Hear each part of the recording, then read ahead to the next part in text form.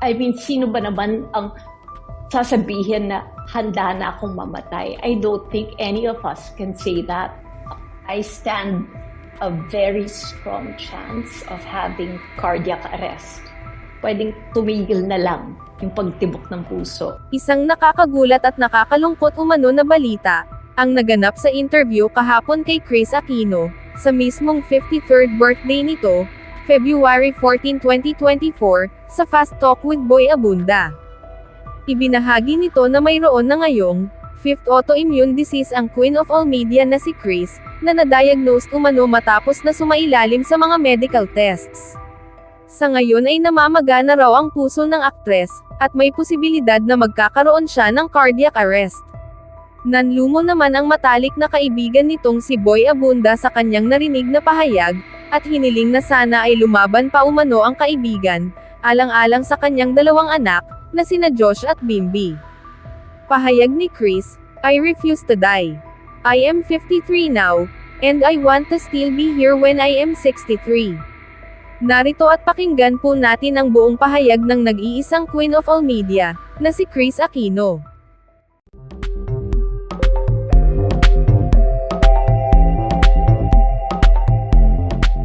Ang ating kaibigan, ang ating kapatid, Miss Kris Aquino. Chrissy, hi.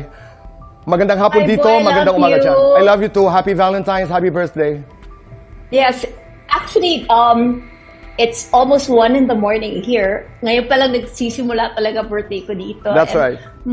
Hello sa lahat po ng mga kapuso. Magandang hapon po sa inyong lahat.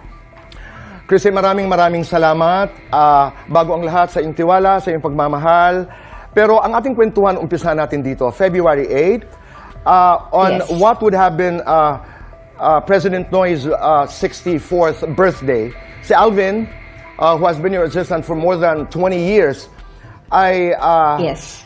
Sinabihan ka that Dr. John Belperio ay urgently needed to discuss the results, the alarming results of your blood panel. Dito tayo mag-umpisa. Yes. Ano ang kwento, We could- Chrissy? Okay, kasi nung 3 weeks ago, I had my regular blood panel. Parang ang ginagawa doon is, I don't call it a blood panel. Sinasabi ko na blood donation ang ginagawa ko sa dami ng kinukuhan dugo sa akin each time. Boy, hindi maganda yung 3 weeks before. And Dr. John Belperio, who is a physician in UCLA, and he actually does very complicated surgeries. Gumagawa siya ng mga lung transplant because may tama na yung lung ko from my autoimmune illness na Serge-Strauss. That was because may comorbidity na ako, tapos tinamaan ako ng COVID while in Houston when we first arrived here. Siya baling lead physician ko together with a rheumatologist, si Dr. Khan. They're both from UCLA. So, what was alarming was that sobrang bumagsak yung hemoglobin ko. That's part of our yung CBC panel natin. I'm trying not to go too medical, but yung hemoglobin kasi is very important dahil yun ang may dala ng oxygen dun sa ating mga red blood cells. I fell to below 9. It was the first time na nag-8.7 ako. In other words, kung nasa Pilipinas ako, binibigyan na sana ako ng blood transfusion. And when you have autoimmune, ang tinitingnan mo doon, yung inflammatory panels. That means kung ano yung mga namamaga sa loob namin.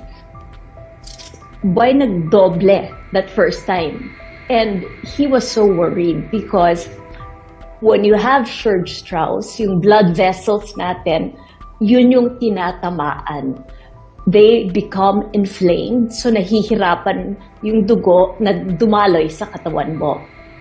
So, nung he asked for another blood panel after 2 weeks kasi tinaas muna yung methotrexate dose ko. Methotrexate is a form of chemotherapy medicine. Chrissy, excuse me, Chrissy. We lost you.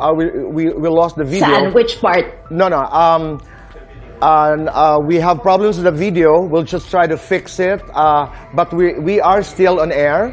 We're still on air. But you heard my voice? Yes, we can hear your Narinig- voice. Sige, pwede mong Okay. ituloy, Chrissy. We can hear you. Yeah. Go ahead. Kasi yung right now, meron akong chemotherapy, which is an immunosuppressant, that's methotrexate. A lot of Filipinos would know kung anong pinag-uusapan ko. And then I am also taking Dupixent. Isang problema yan because that is not readily available sa Pilipinas. Wala siya. They have no FDA. Wala pa silang, hindi man sila nag-a-apply. And unfortunately for me, that's also not available in Singapore.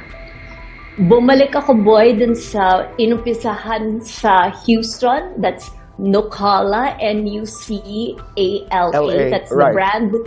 Yeah. And unfortunately also, sinisipon ako. Si Alvin napansin. I apologize. Yung Nucala is available in Singapore pero wala pa siyang FDA na kahit man lang nag-apply, wala sila sa Pilipinas. Okay. So right now, 2 of the 3 medicines I'm on hindi available sa Pilipinas. That picture that you're showing right now, boy, Okay. yung magang-magayang sa mukha ko at marami akong rashes, I sent that to you because unfortunately, meron akong pang-5 na autoimmune condition na nag-hello ngayon. If you'll allow me, pangangalanan natin, I'll start with October of 2018, na-diagnose ako with autoimmune thyroiditis and yung chronic spontaneous urticaria. Yun you're familiar with because nakikita mo na minsan papasok ako na punong-puno ng pantal yung buong katawan and meron akong mga, after that, malalaking mga pasa.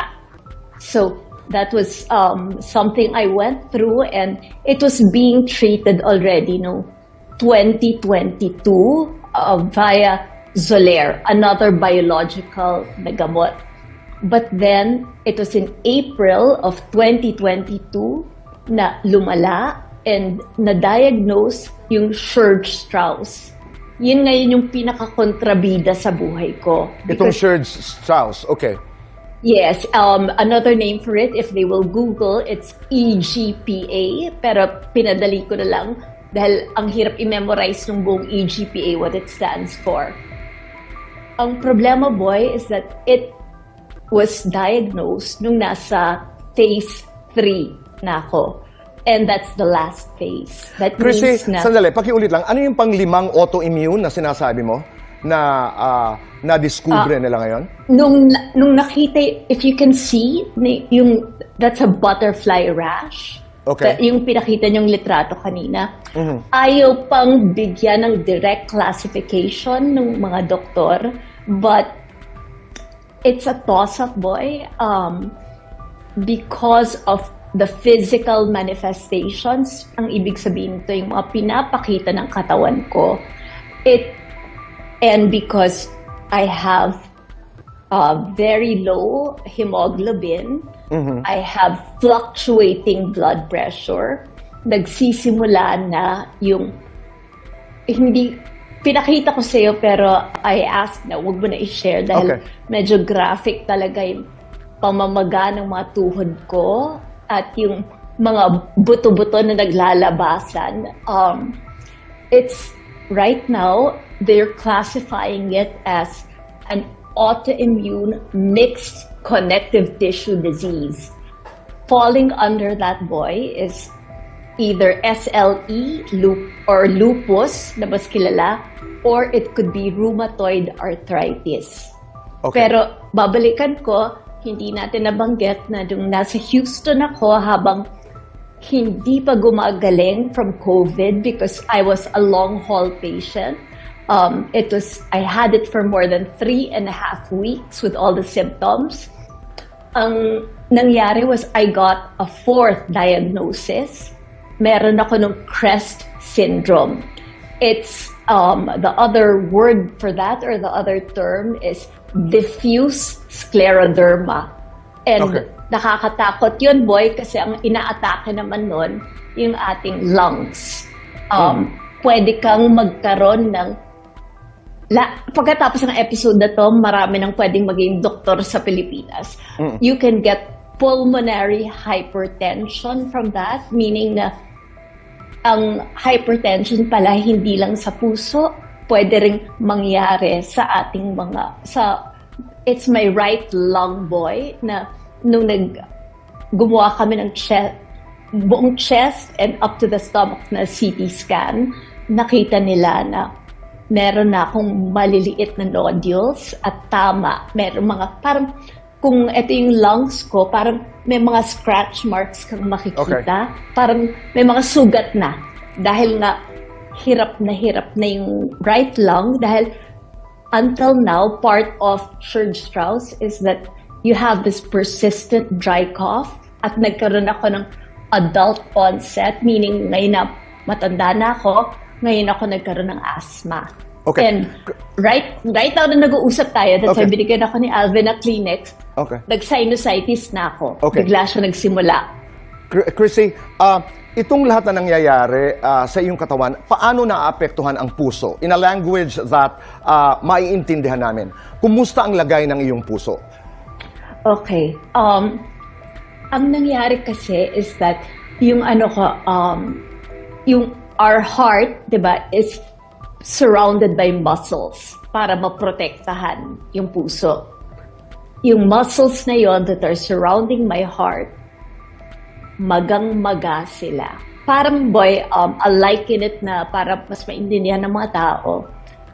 Kung naglalaro ka ng sports, dahil mga Pilipino tayo, basketball.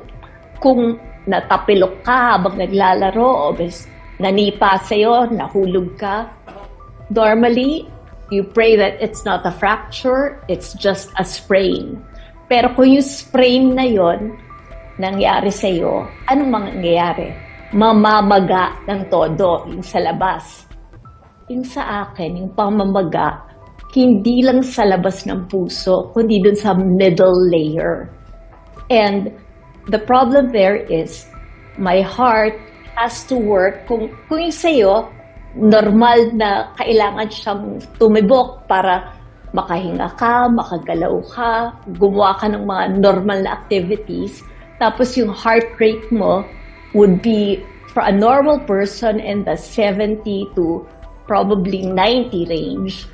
Ako, boy, maglakad lang ako papunta ng banyo or mag-attempt ako dahil sinusubukan ko talagang magdagdag ng timbang.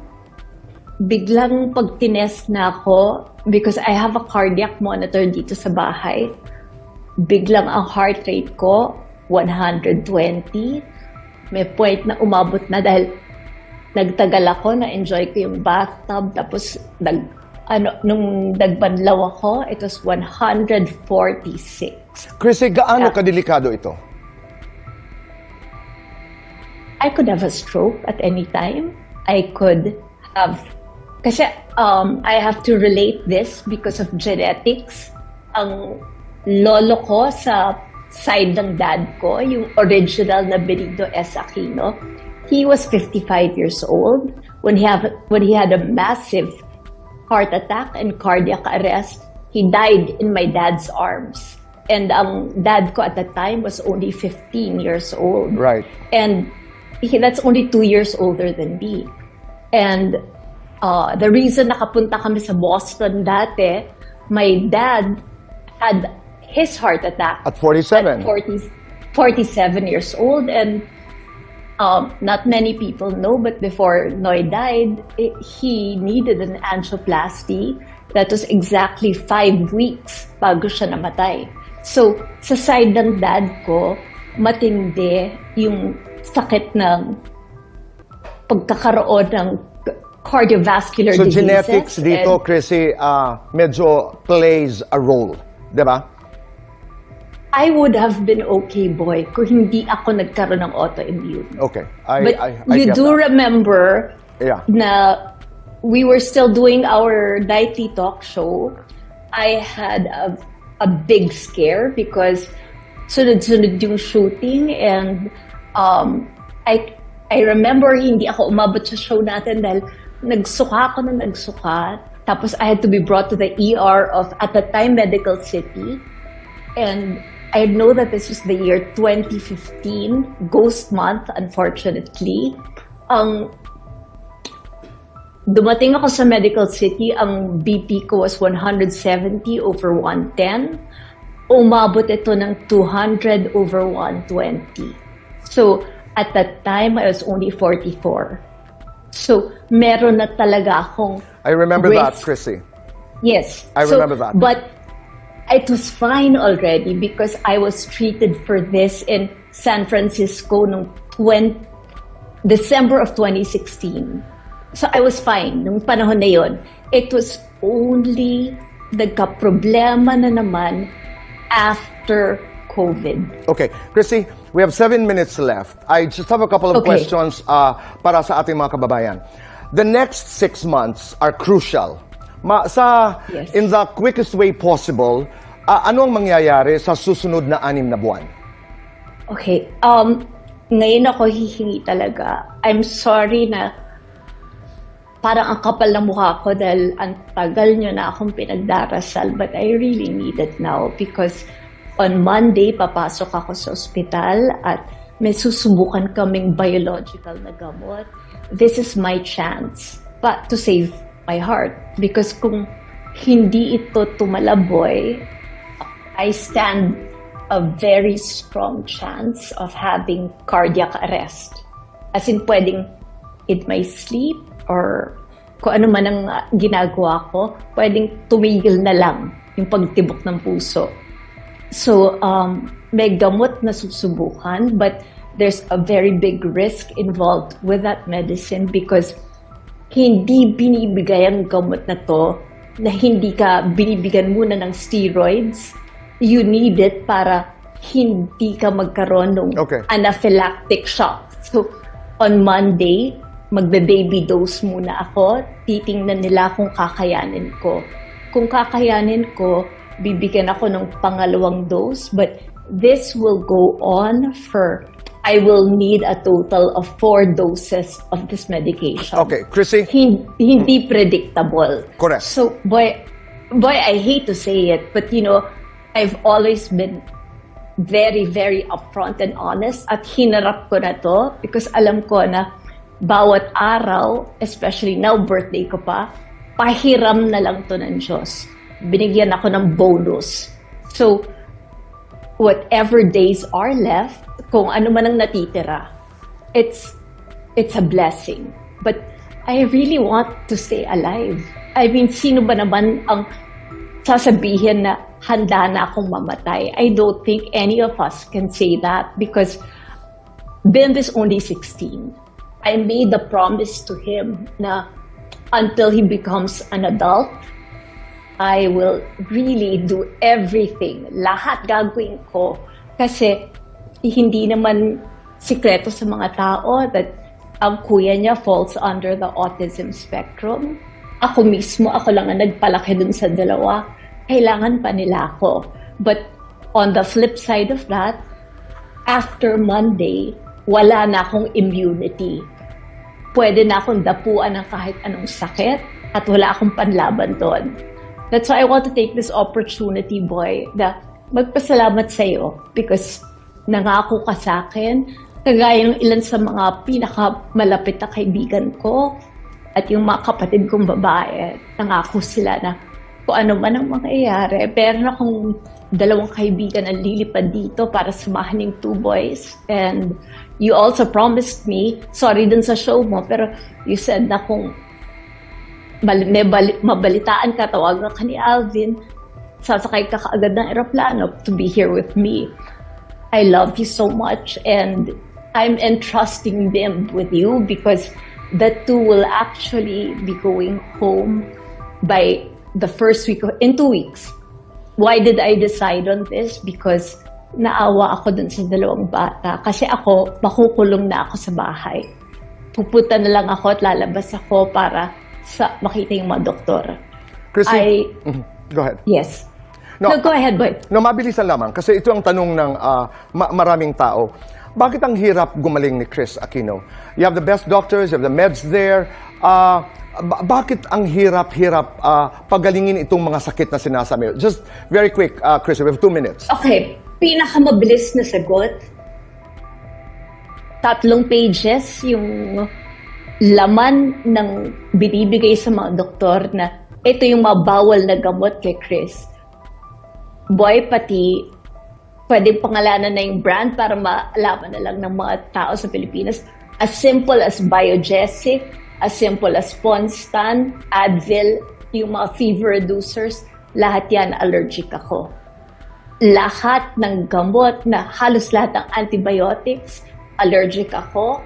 Yung mga steroids na binanggit ko, lahat niyan may side effect sa akin na meron akong pinagbabayaran. Mabibilang mo siguro sa 10 daliri kung ilan lang ang pwede kong gamot na pwedeng i-take. And apart from that, gumawa sila ng total blood panel para malaman ko ano yung mga allergies ko. Boy, ultimo, damo, grass. Okay. Allergic ako. At ultimo yung butil ng alikabok. Pag nahihinig ako yan, at hindi naka-purify yung hangin, hindi po ito kaartihan, totoo, naninikip na, nag-a-asthma attack na. I understand, Kris. I get your point. Ang daming hindi pwedeng Correct. gamitin sa akin. Right. Kumbaga, ito na lang, papasok ka sa gera, ang mga kalaban mo, lahat naka-arbalite, lahat sila may mga assault rifle. Ikaw binigyan ka ng butter knife or binigyan ka ng isang tinidor. Okay. Yun lang ang panlaban. Okay. Pero, buhay ako ngayon and alam ko dahil tiwala ako sa dasal na kakayanin pa to because ito lang yung sinabi ko sa ate ko na, ate, if something happens to me, it will show people na prayers hindi pinapakinggan ng Diyos sa madasal ng napakaraming tao. Chrissy, talking about dasal and ate, that is my last question. Ano ang dasal mo? To close this conversation, ano ang dasal mo, Chrissy, ngayon? I just want to thank God. Gusto ko magpasalamat because people I do not know, people na have never met me, yung mga hindi ko kakilala, everywhere, boy. Kanina kasi may nag-deliver ng pagkain dito. I was asleep, pero may dala sila ng mga prayer booklet. Ang laki ng community dito sa LA, and I barely go out, but when my sons are out, they're recognized, and lahat, wala akong na-encounter na hindi nagsabi sa mga anak ko, sa mga kapatid ko, sa mga taong alam na kaibigan ko sila, na pinagdarasal nila at sinasabi nilang kailangan siyang gumaling kasi meron pa kaming hinihintay galing sa kanya. Gusto pa namin siyang mapanood. I cannot promise you that. Kasi ang dami ng hindi ko kayang gawin. Pero ito po ang pangako ko sa inyo. Hindi ko kayo bibiguin dahil sumuko ako. Wala sa pananaw ko sa buhay na pwedeng sumuko. Kailangan lumaban. Hindi ko ipapahiya ang sarili ko sa inyo dahil binigyan niyo ako ng pinakamagandang regalo. Yung pagmamahal ninyo at pagsuporta ninyo at yung pagdarasal ninyo. Kasi wala naman akong nagawa para sa inyo. Pero kayo, sobra yung binibigay niyo sa akin na lakas because I know na you're praying for me. And that's the biggest gift anyone can give. Okay. Can I just say, boy, para sa mga kapatid ko, I miss them so much. I love them so much, but it's so hard. And to all my friends also who are there, sa lahat ng mga gumawa ng paraan, just last week, nandito si Dingdong Avansado, yung aking inaanak, na nag-spend talaga ng 4 na oras para makipagkwentuhan sa akin. Malalaman mo kung sino talaga yung matotoong mong kaibigan. Dahil talagang gagawa at gagawa sila ng paraan. I want to say thank you also to you for making this happen. Thank you to Mr. Duavit and Miss Annette and everybody in GMA dahil kayo ang nagbigay sa akin ng venue para ma-explain sa mga tao kung anong nangyayari. And also to our friend, Miss Jessica Soho, kasi boy, alam mo naman na sa kanya nakapangako yung interview na to, pero nung nalaman niya na sa'yo ko binigay, wala siya talagang pag-aalinlangan. Dahil alam niya na you are like a brother to me. Maraming salamat, Chrissy. May I just say also, Go ahead. thank you very, very much. Congratulations sa bago mong kontrata. Kasi siguro mag-share ka na sa mga medical bills ko. Maraming salamat. No, because Happy Valentine's and happy birthday, Chrissy. don't laugh. That's your gift. Okay. Okay. Yeah, I saw the contract signing, kaya pwede kita, sa'yo na ako mangungumisyon. Okay. At kasi nangako ako, Viel just messaged me. Would you believe my sister Viel said, I hope may nag-ayos sa'yo. I hope bis kang okay dahil ayoko na kaawaan ka ng mga tao at ayoko matakot sila na ililibing ka na. Okay. No, I refuse to die. Okay. We hear you, Chrissy. Yeah. Yes, talagang I love- pipilitin ko because ang next my next chapter is to become a stage mother. Okay. Okay? Mangyayari yan. But that's for another Yes. interview.